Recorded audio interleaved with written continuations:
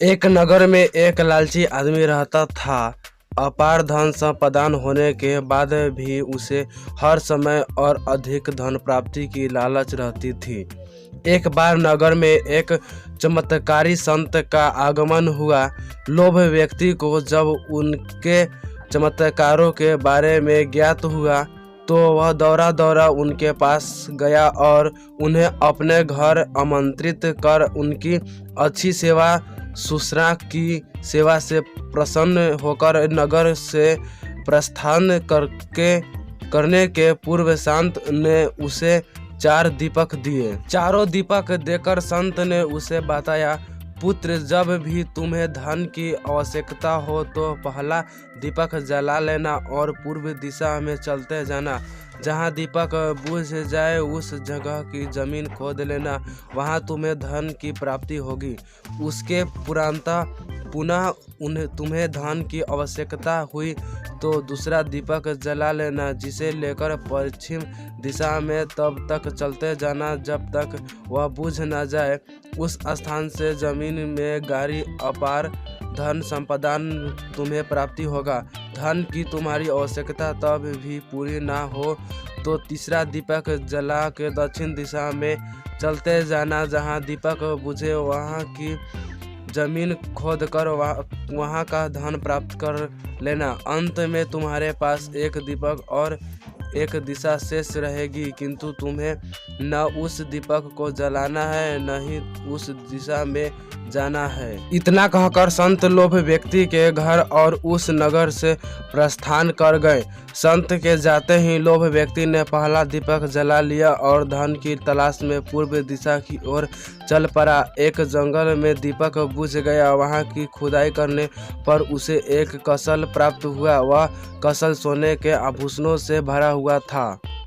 लोभ व्यक्ति ने सोचा कि पहले दूसरी दिशाओं का धन प्राप्त कर लेता हूँ, फिर यहाँ का धन ले जाऊंगा। वह कसल वहीं झाड़ियों में छुपाकर उसने दूसरा दीपक जलाया और पश्चिम दिशा की ओर चल पड़ा। एक सुनसान स्थान में दूसरा दीपक बुझ गया। लोभ व्यक्ति ने वहाँ की जमीन खोदी। उसे वहाँ एक संदूक मिला जो सोने के सिक्कों से भरा हुआ था। लोभ व्यक्ति ने वहाँ संदूक उसी गड्ढे में बाद में ले जाने के लिए छोड़ दिया। अब उसने तीसरा दीपक जलाया और दक्षिण दिशा की ओर बढ़ गया। वहाँ दीपक एक पैर के नीचे बुझा। वहाँ जमीन के नीचे लोभ व्यक्ति को एक घड़ा मिला जिसमें हीरे मोती से भरे हुए थे। इतना धन प्राप्त कर लोभ व्यक्ति प्रसन्न तो बहुत हुआ, किंतु उसका लोभ और बढ़ गया।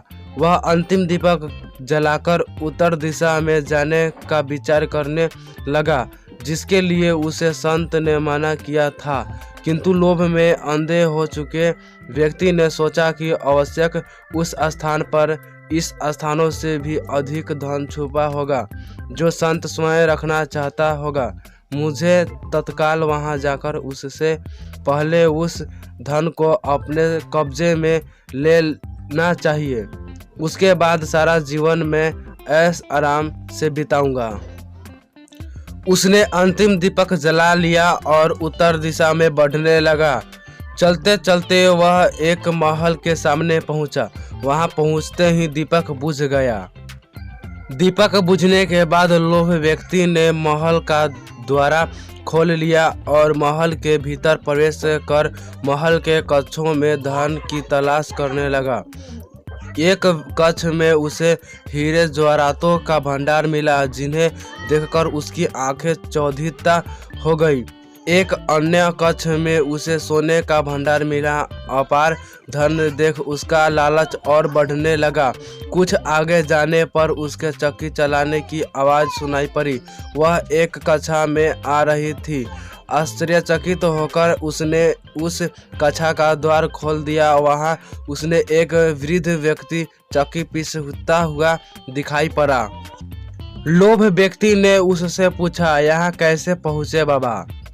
क्या थोड़ी देर तुम चक्की चलाओगे?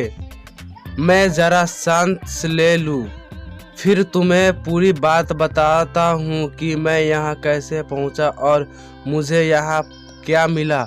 वृद्ध व्यक्ति बोला। लोभ व्यक्ति ने सोचा कि वृद्धि व्यक्ति से यह जानकारी प्राप्त हो जाएगी कि इस महल में धन कहाँ कहाँ छुपा है और उसकी बात मानकर वह चक्की चलाने लगा। इधर वृद्धि व्यक्ति उठ खड़ा हुआ और जोर जोर से हंसने लगा। उसे हंसते देख लोभ व्यक्ति ने पूछा, ऐसा क्यों हंस रहे हो? यह कहकर वहां चक्की बंद करने लगा। अरे अरे चक्की बंद मत करना, अब से यह महल तेरा है, इस पर अब तेरा अधिकार है और साथ ही इस चक्की पर भी। ये चक्की तुम्हें अब हर समय चलाते रहना है, क्योंकि चक्की बंद होते ही ये महल ढह जाएगा और तू इसमें दब कर मर जाएगा। गहरी सांस लेकर वृद्धि व्यक्ति आगे बोला, संत की बात न मानकर मैं भी लोभवश आखिर दीपक जलाकर इस महल में पहुंचा गया था। तब से यहाँ चक्की चला रहा हूँ। मेरी पूरी जवानी चक्की चलाते चलाते निकल गई। इतना कहकर वृद्धि व्यक्ति वहां से जाने लगा। जाते जाते ये बताते जाओ कि इस चक्की से छुटकारा कैसे मिलेगी। लोभ व्यक्ति पीछे से चिल्लाया, जब तक मेरे और तुम्हारे जैसा कोई व्यक्ति लोभ में अंधा होकर यहाँ नहीं आएगा, तुम्हें इस चक्की से छुटकारा नहीं मिलेगी। इतना कहकर वृद्धि व्यक्ति चला गया। लोभ व्यक्ति चक्की पीसता हुआ खुद को कोसता रहा गया। लालच बुरी बला है, इसलिए लालच कभी न करे। दोस्तों, इस कहानी के बारे में आपका क्या राय है? आप अपनी राय कमेंट बॉक्स में ज़रूर बताइएगा। और कहानी आपको कैसा लगा, और अच्छा लगा तो वीडियो को लाइक कीजिए और चैनल को सब्सक्राइब कीजिए, ताकि हमारा ऐसे ही कहानी आप तक ज़रूर मिलती रहेगी।